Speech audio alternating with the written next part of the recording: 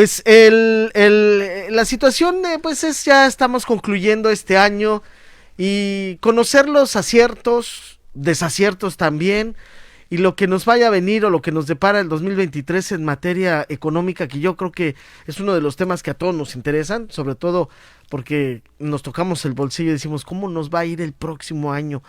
Yo le agradezco mucho a Pablo Reina Quiroga, quien es catedrático financiero y analista, que nos dé la oportunidad de platicar sobre estos y otros temas. ¿Cómo estás, Pablo? Muy buenas tardes. Muy buenas tardes a todos. Bueno, pues ese es un comentario muy interesante. ¿Cómo estamos cerrando y qué es lo que nos espera para el próximo año? Desafortunadamente, pues el COVID, estamos todavía resintiendo algunos rezagos de lo que ha sucedido. Nuevamente medio quiere retomar el tema y esto le pega fuertemente a la economía, con una inflación alta, una tasa de interés con presiones hacia la alza. Las remesas, aunque se vean muy bombantes, pues es el único tanque de oxígeno que tenemos ahorita en el mediano corto plazo, con una volatilidad bastante fuerte. Pero vámonos por partes. Adelante. Una de las cosas que tenemos que revisar, que prácticamente estamos en el cierre de año, es el crecimiento del Producto Interno Bruto. Para que nosotros pudiéramos tener mayor empleo, tuviéramos mayor crecimiento, mayor distribución de la riqueza, pues tenemos que generar la producción de bienes y servicios y que exista el consumo. Desafortunadamente vamos a cerrar en un promedio del 2.5 del Producto Interno Bruto, cuando la expectativa era de un 5%, que nos pudiera generar por lo menos 1 millón de empleos al año, misma que no se va a cumplir como meta, pero eso tiene que ver mucho con lo que ha estado sucediendo con la guerra de Rusia con Ucrania, lo que es el COVID, la pérdida de cadena de productividad, la desaceleración que tuvo Estados Unidos y algunos países de alto consumo. Entonces todo eso nos conlleva a nosotros por ser dependientes de la economía norteamericana en 2.5%. Una pregunta, Pablo, perdón que te interrumpa. ¿Este factor de no haber llegado al 5, que era la expectativa, son factores externos? Son factores externos. Es un factor que, en combinación con lo que se está dando en Estados Unidos, hay que recordar que seguimos dependiendo en un 90% de lo que es la exportación hacia Estados Unidos.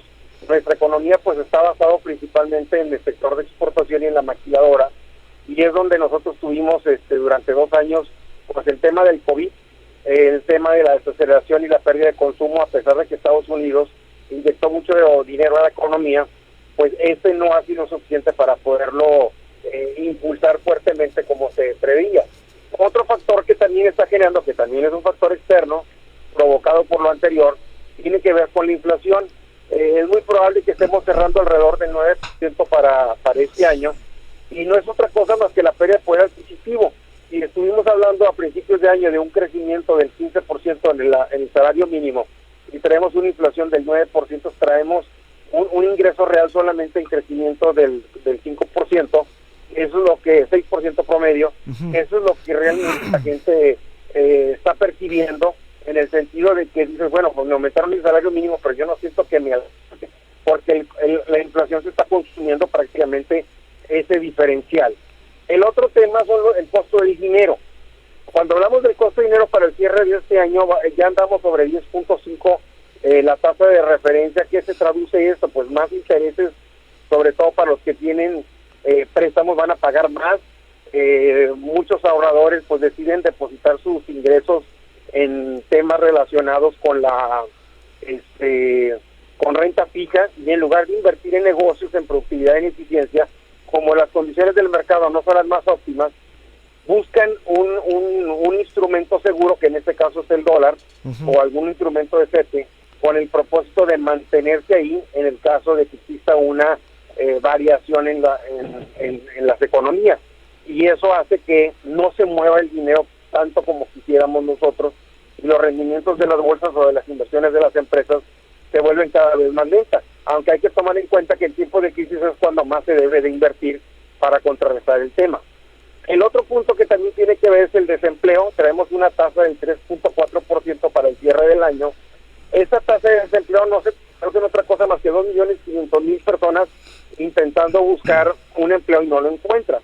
Claro, hay que reconocer que a los inicios de la pandemia traíamos una tasa de referencia de desempleo del 5.5, actualmente va a cerrar en 3.4, que sigue siendo alta, porque llegamos a estar en 2.5 la tasa de referencia. Las remesas, vamos a cerrar este año con 42.900 millones de dólares, y podemos aplaudir y decir, oye, pues es que en ese aspecto vamos muy bien, pero no es otra cosa más que el resultado de la economía norteamericana y de nuestros conciudadanos que están trabajando y están mandando dinero a nuestro país, y eso es lo que hace que exista un equilibrio y un fortalecimiento en nuestra moneda. Hay que recordar que las principales fuentes de ingresos pues está relacionado con las remesas, con el turismo, con el petróleo, con el sector de exportación de las maquiladoras. Esos que son de los puntos más importantes, y vamos a cerrar con una volatilidad del 19.73 para ese año. Ahora sí, vámonos a lo que nos depara el futuro, porque el tema no es nada halagador tampoco. Por ejemplo, en el crecimiento del Producto Interno Bruto traemos una perspectiva a la baja de 1.6 de crecimiento para el 2023. Y ¿qué es lo que está sucediendo? La economía se sigue desacelerando, y el crecimiento es positivo, pero a la baja. Entonces, las condiciones de crecimiento para el próximo año no lo vamos a ver sino hasta el 2024, cuando ya empecemos al 3.6 promedio de crecimiento. En cuanto a la inflación, ligeramente va a generar una tendencia hacia la baja, con 5.7%, muy por encima del 3.5 planteado por parte de Banco de México. De hecho, se sigue planteando una tasa de inflación del 3.5, pero yo ya no veo por dónde este cierre de año no se va a lograr, y el próximo, pues las expectativas siguen siendo costos altos. En cuanto a las tasas de interés, tienen una tendencia a la baja del 7.9%, las tasas de referencia, el costo del dinero sigue siendo prácticamente caro.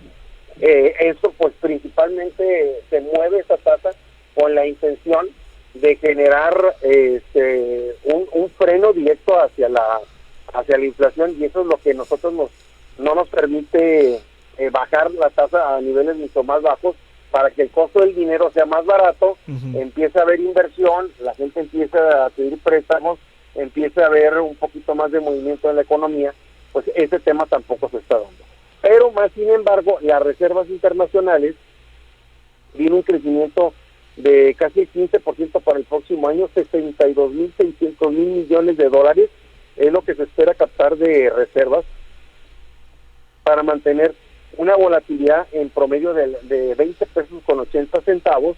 Ahí sí hay que reconocer que Banco de México está haciendo, como órgano independiente y autónomo, está haciendo bien su labor en cuanto a mantener esas reservas de dólares, para mantener los equilibrios y mantener el control de nuestra volatilidad, porque hay que recordar que la mayor parte de nuestras deudas del país y de las principales empresas y de gobierno pues están dolarizadas, y inclusive las hasta paraestatales están dolarizadas. Entonces imagínate una depreciación de nuestra moneda en sentido negativo, arriba de 21, 22, 25 pesos, representaría un quebranto muy fuerte, sobre todo para México. Una preguntita, Pablo, ¿qué significarían los balances, al menos el último que estábamos hablando? ¿A la familia le va a alcanzar el dinero para el próximo año? ¿Estará igual o se va a reducir su capacidad de compra? Mira, ahí se ha manejado un decreto. Yo siempre he dicho los incrementos a la gasolina. Ahorita, por ejemplo, que acaban de quitar los subsidios creo que a la Premium, y en el caso de la gasolina, en el caso de la mano del salario mínimo, podemos aplaudir y decir bravo, o sea, vamos a subir 20% el salario mínimo, es bueno, pero tiene que haber un contrapeso en cuanto a esto, porque la lógica es, ¿qué está pasando ahorita? Nosotros ya estamos recibiendo como sector empresarial una escalada de incrementos en precios que tal vez no los teníamos proyectados, porque eso va a generar inflación. O sea, nosotros ya estamos recibiendo los incrementos, tenemos que hacer un ajuste, súmale quitarle subsidios a la gasolina, súmale aumentar por decreto el salario mínimo, pues esto se va a traducir en una inflación, aunque aquí en el paquete que están presentando la inflación es del 5.7, ojalá y no suba del 5.7 para que el ingreso sea real y que exista mayor consumo de productos, de bienes y servicios. Esta situación estaría funcionando siempre y cuando sean muchas combinaciones. El problema está que es muy complicado porque todas las variables juegan un papel muy importante dentro de la capacidad de compra y del poder adquisitivo de la gente. Aquí el tema es cómo hacer que la gente tenga valor en cuanto a su producto. Si no estamos competitivos, no estamos siendo eficientes, no estamos siendo estando por arriba de los estándares. Entonces todo eso en combinación pues es una fórmula que se está presentando. Ojalá y la fórmula funcione, se discipline, la gente se empieza a capacitar, invertir en mejora continua, en productividad, en eficiencia. Entonces todas esas combinaciones nos pueden ayudar a nosotros a que esta regla que se está planteando o esta combinación pues tenga frutos bastante importantes, sobre todo para el bolsillo de la gente. Pablo, otra preguntita. ¿Cómo la gente tiene que gastar su dinero para el año entrante? ¿Cómo tendría que ser ahora su distribución de gasto para que pueda alcanzarle el año entrante? Mira, la gente, como lo habíamos comentado anteriormente, la gente tiene que estar consciente que tiene que gastar por necesidad, no por deseo. Ajá. Cuando se hace un gasto por deseo, desafortunadamente, es algo que se consume inmediatamente, no vuelves tú a tenerlo, y más sin embargo, cuando es por necesidad, satisfaces algo que probablemente en el futuro ya no te va a costar, algo que probablemente en el futuro ya no tiene un costo adicional, o simplemente te da un beneficio de productividad, un beneficio de ahorro, de eficiencia, y eso es lo que a largas solucionas un problema para que ya no te cueste. Una vez me decía una persona, oye, yo voy a invertir por cambiar toda la casa por los focos ahorradores, y pues eso para mí es una necesidad, tener focos ahorradores, reducción de costo en cuanto a luz, cambio de alambrado. Una vez le di un curso a la Comisión Federal de Electricidad y me decía, es que la gente no le invierte en cambiar el alambrado de la misma casa o del mismo negocio. Dice, si hace el cambio, porque ya está muy costado Bueno, se nos fue. Ahorita vamos a regresar. Creo que aquí lo resume muy rápidamente. Es ir programando nuestros gastos para el 2023 en lo necesario. Los lujitos, pues si se los pueden dar, pues adelante, ¿verdad? Pero tener como prioridad el gasto en las necesidades. Regresamos con Pablo. Pablo, te escuchamos. Estábamos en ese punto. Entonces la gente tiene que ir preparándose para el gasto o usar su dinero para el gasto por necesidad, cubrir las necesidades básicas. Los lujitos y todo esto pasarían o estaríamos en riesgo de que ya no nos pudiéramos dar un lujito para nada. Mira, hay que pensar en costo-beneficio. ¿Cuánto me cuesta? ¿Cuál es el beneficio? Si yo voy a gastar, no sé, por ejemplo, en una computadora, y esa computadora me permite a mí generar ingresos, si yo voy a gastar en una remodelación, y esa remodelación me permite reducir luz, me permite tener beneficios, gastos que ya no los voy a tener en el futuro, eso para mí es benéfico porque yo ya me despreocupo que voy a seguir teniendo los mismos gastos. Una vez me decían, oye, ¿cómo le hago? Los costos operativos me están consumiendo. Pues hay que adelgazar el costo operativo. Y adelgazar me refiero no tanto a correr gente, sino buscar la manera de optimizar todo aquello que me genera alto costo con bajo costo. Ahora, Pablo, perdón que te interrumpa, y perdón que le dé un cambio abrupto a esto. Hablabas también de la cuestión de los bancos, algo muy importante. Hay gente que pues acostumbra estar dando el tarjetazo. ¿Cómo manejarlo ahora? Las tasas de intereses que se estarán manejando para el año entrante van a ser más elevadas. Van a ser más elevadas. Mira, la recomendación para la gente es que ¿cuántos de nosotros no leemos el estado de cuenta? Pues casi nadie. nadie. Es el estado de cuenta y ves en la parte de mero abajo, en las letritas chiquitas, hay una palabra que se llama CAT, costo anual total. Ese es el costo real que tú vas a pagar. Una vez me decía una persona, dice, oye, es que solicité un préstamo personal de 20,000 pesos, pero nomás me depositaron 18,500. ¿Dónde está la diferencia? Es el cargo por el crédito, o es por la apertura de crédito, o es la comisión por el estudio. Y te das cuenta que no te dan el 100%. Bueno, ese diferencial que no te dieron, tiene un costo dentro de la tasa de interés. Entonces, si te dijeron que la tasa era del 25 y ese dinero no ingresó a tu cuenta, ya no estamos hablando del 25, estamos hablando del 35. Entonces, ahí se van a dar cuenta que todos los quisitos que te van a cobrar, que no se ven, que no se sienten, más sin embargo, a la larga sientes que nunca estás acabando, es por ese detalle. O a veces te dicen, no, hombre, mira, nada más deposita 200 pesos por semana y con eso la libramos, pero nunca te das cuenta que a la larga y durante el periodo de tiempo extremo, pues el costo del dinero te sigue consumiendo y te das cuenta que lo que pagaste fue interés, nunca pagaste capital. Bueno, pues es casi el pago mínimo lo que dice Esteban. Pablo, buenas tardes. Tengo dos dudas. Por ejemplo, en lo que has estado viendo, esta situación después de la pandemia, ¿es similar a lo que describes de México en otros países? Y de acuerdo a lo que has visto, ¿puede haber recuperación de empleos o generación de nuevos el próximo año? Mira, sí puede haber generación de empleos y va a depender mucho del consumo interno.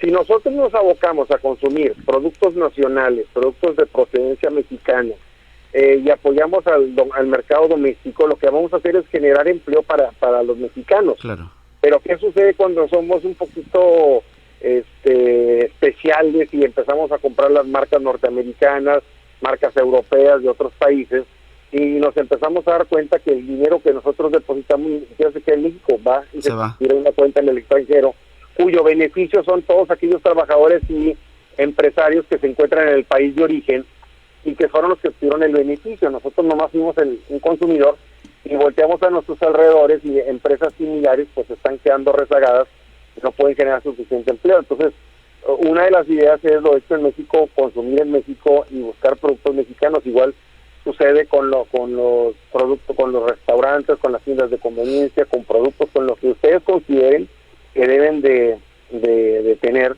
porque de una u otra manera no le van a dar alcance. Muy bien. Claro. Y en términos, para concluir, ¿cómo concluimos esto, Pablo? ¿Cuál sería la conclusión de este análisis? Mira, la conclusión de este análisis es que la situación del país viene complicada para el otro año. Viene una situación de, mientras tengamos el tema de Rusia, mientras tengamos el tema del COVID, de la cadena productiva, mientras no exista consumo por parte de los norteamericanos, que son los principales consumidores de productos de bienes y servicios. O sea, aquí lo que va a pasar es que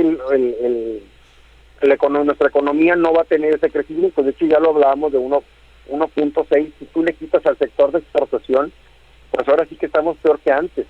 Entonces, lo que aquí tenemos que buscar nosotros es principalmente buscar la eficiencia, la innovación, la creatividad, la competitividad. O sea, hay que pensar como los grandes, porque si nosotros no vemos más allá de nuestra nariz, pues nuestra economía no va a crecer. No sé si por ahí, yo recuerdo mucho el refrán que me preguntaban cuando yo era estudiante: oiga, ¿y usted que está estudiando finanzas, para cuándo se irá a componer esto? Pues decía que te muevas. Pues sí. Si no nos movemos, esto no se compone. Claro. No esperen que la cuestión política resuelva todo el problema, porque esa es una parte. Ellos nomás son reguladores, pero realmente nosotros tenemos que empezar a visualizarnos cómo nos veríamos en 3 o 4 años. Veía yo el caso de Tailandia, un país que se encuentra en los primeros lugares a nivel mundial de competitividad, y su economía está en los mejores momentos y le venden a todo el mundo. Cosa curiosa, ni siquiera son consumidores de sus productos, son exportadores de sus productos, y los niveles de ingresos hacia esa zona son bastante fuertes, porque a final de cuentas su trabajo es que les compren los extranjeros, no tanto pero productos elaborados por ellos. Y Pablo, me decía alguien, iban y compraban un celular, lo desarmaban y en un mes ya tenían el celular, uno similar, con otro nombre. Y Pablo, por último, nada más tu apreciación, ¿han sido correctas las políticas económicas del país? Mira, no deja margen de maniobra, porque son factores externos que no le están ayudando mucho a...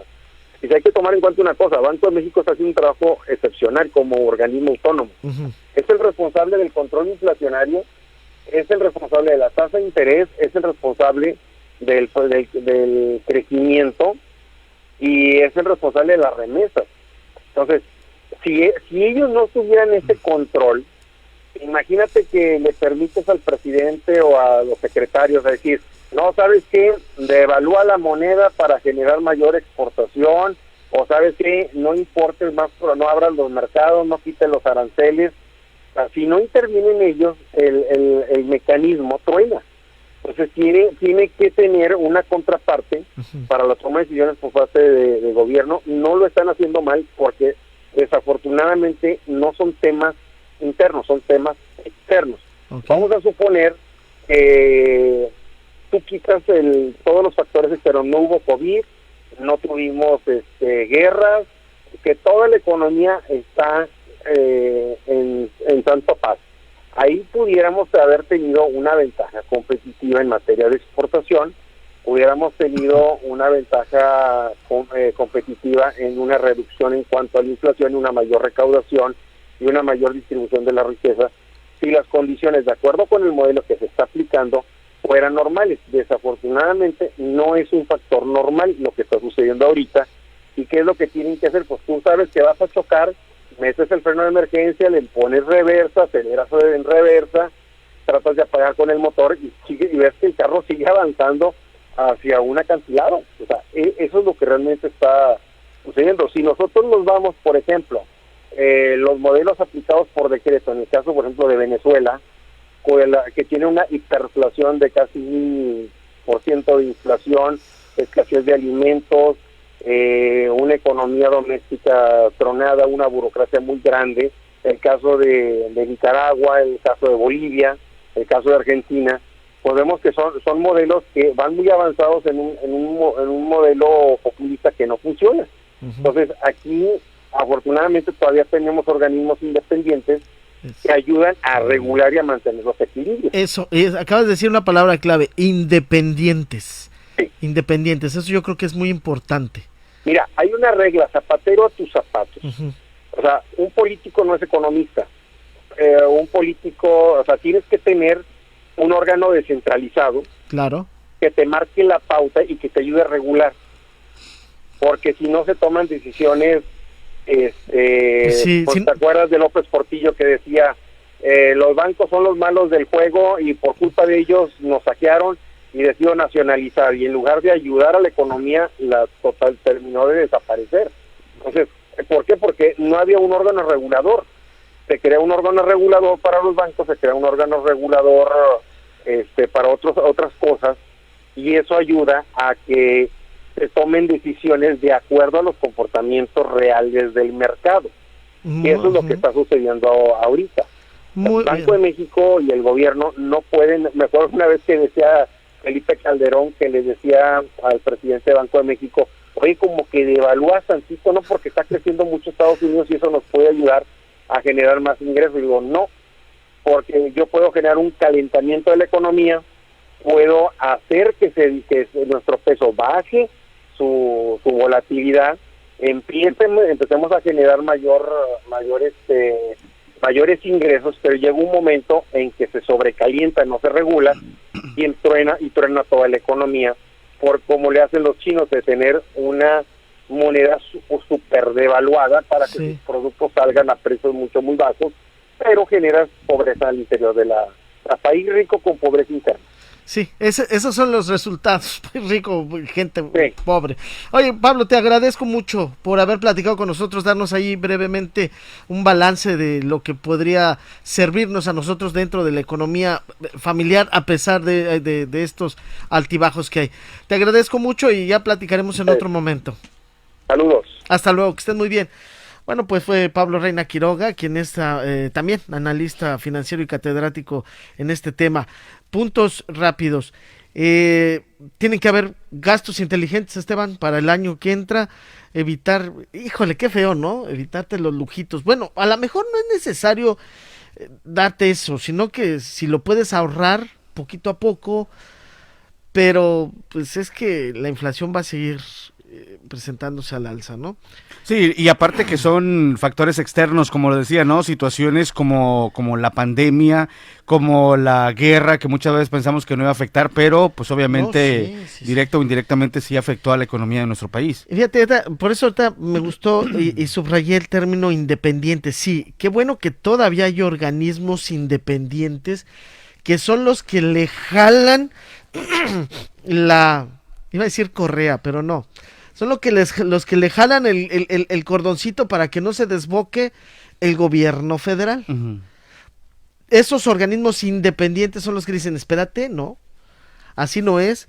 ¿Y por qué los gobiernos a veces no les gustan los organismos independientes? Es precisamente por eso, porque sí, porque no los dejan hacer lo que quieran, ¿no? Exactamente, y ahí está el caso de Venezuela, ahí no hay organismos independientes, entonces todo allá el control lo tiene el gobierno. ya están tomando decisiones que se les da la gana, y para muestra, pues aquí está Matamoros, todos los que vienen aquí son venezolanos, que es una muestra de esas tomas de políticas que vienen económicas. huyendo de la pobreza, sobre todo. Principalmente eso, la pobreza, la inflación, todos esos asuntos. Los de Haití, bueno, son Es distinto. eso y el tema de violencia.